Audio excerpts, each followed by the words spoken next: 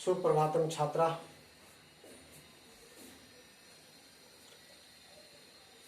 कक्षा नवम तृतीय पाठ।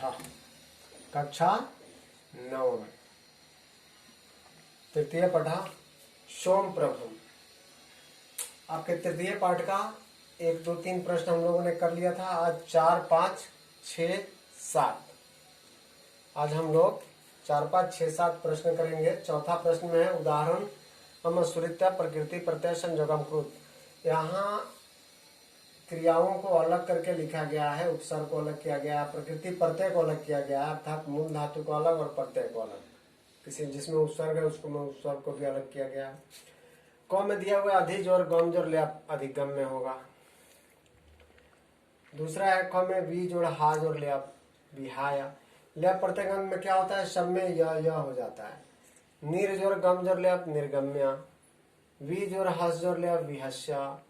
प्र जोड़ क्लिप क्लिप अर्थात क्रिप प्रत्यय लगा हुआ है।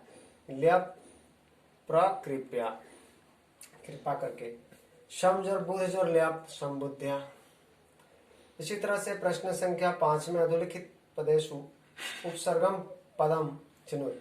परिहीयते बराबर परि, परि इसमें उपसर्ग है। संजाता सम उपसर्ग है। अधिक्षिप्ति में अधि उपसर्ग है। प्रत्युत्तरम में प्रति जोड़ उत उपसर्ग के रूप में है। प्रवर्धते प्र उपसर्ग है। विलोप्यते वि उपसर्ग है। उपचराम उप उपसर्ग है। उद्धृति में उपसर्ग है। अर्थात इसमें केवल उपसर्ग को हमको अलग करना था। दूसरा है स्थूल पदानधिकृत्या प्रश्न निर्माणम कृत। स्थूल मतलब होता है मोटा। मोटा पदों को अर्थात मोटे शब्दों को संस्कृत के शब्द पद कहलाते हैं।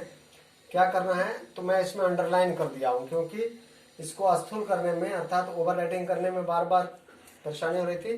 तो ये सबको मैंने क्या किया है, स्थूल के बदले में रेखांकित कर दिया है। रेखांकित वर्ड से ही प्रश्न बनाया गया है। तो अद्य विद्यालयम न गमिष्यामि, आज विद्यालय नहीं जाऊंगा। तो अद्य कुत्र विद्यालयम गमिष्यसि, अद्य कुत्र न गमिष्यसि। विद्यालयम के बदले में बच्चों यहाँ पर अद्य कुत्र और यहाँ विद्यालय में हटा दो, सीधा हम लोग लिख देंगे अद्य कुत्र न गमिष्यति कर देंगे। विद्यालय न गमिष्यति है तो कुत्र। दूसरे तरीका से बनाया जा सकता है लेकिन ये सबसे आसान तरीका है, अद्य कुत्र न गमिष्यसि। ठीक है। दूसरा है अन्या दुष्टया चाय भंजानी। तो अन्या दुष्टया अर्थात तृतीया का एक वचन होगा इसमें, कया चाय भंजानी त्रुटितानी किसके द्वारा तोड़ा गया। गौ में बिमला आत्मतरणाय प्रयतते आत्मतरण के लिए, तो चतुर्थी एक वचन है। तो बिमला कस्मई किसके लिए, नपुंसक लिंग है इसलिए। तुम संकटात माम उद्धृतवती, तुम संकट से मुझे बचाई। तुम कस्मात माम उद्धृतवती, कस्मात हो जाएगा पंचमी। तुम वेतनस्य गर्भम उद्धति किसका, वेतन तक कस्य हो जाएगा, वेतनस्य का षष्ठी एक वचन है तो षष्ठी एक वचन का किम का रूप लगा देंगे। प्रश्न निर्माण में किम का रूप लगाया जाता है। अगला प्रश्न है 7वां, घटना क्रम अनुसार वाक्य निपुण लिखत। वाक्य को जंबल करके लिखा हुआ रहता है, उसका क्रम बदला हुआ रहता है। अगर आप इसको क्रम में सजाएंगे तो एक छोटी सी लघु कथा बन जाएगी। अर्थात पाठ्यांश रहता है, पाठ का ही कुछ हिस्सा आपको बन जाएगा, कोई पैराग्राफ बन जाएगा। तो इसमें क ख ग घ अंग में दिया हुआ है सोम प्रभा आरक्षिणा समीपम गच्छत। सोम प्रभा आरक्षी के समीप गई। बिमला स्वश्रुताम कटुपते दृष्टि, बिमला के सास उसको कड़वे वचन बोल दी। ग है स्वात्मतरणाय प्रयत्न करोति, अपनी प्राण बचाने के लिए प्रयत्न की कोशिश की। घ में बिमला स्वश्रु स्वश्रुआ चा, बिमला की सास और ससुर दोनों उसको जलाने के लिए रसोई घर में ले गई। अंग है पुरुष निरीक्षक से सोम प्रभा सागस्ते, पुरुष निरीक्षक के साथ सोम प्रभा आई, त्राणम करते उसकी प्राण बचाई। इसको हम क्रम से लिख देंगे तो क्या होगा, सबसे पहले क्या हुआ था, बिमला की ससुर उसको बोल रही थी कटु वचन।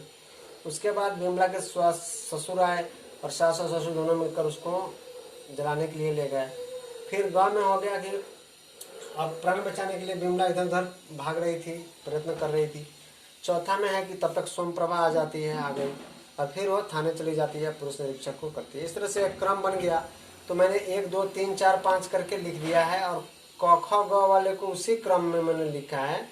ख है पहला में आएगा ख, दूसरा में आएगा घ, तीसरा में आएगा ग, चौथा में क और पांचवा में घ। इस तरह से स्पष्ट कथा बन जाएगी।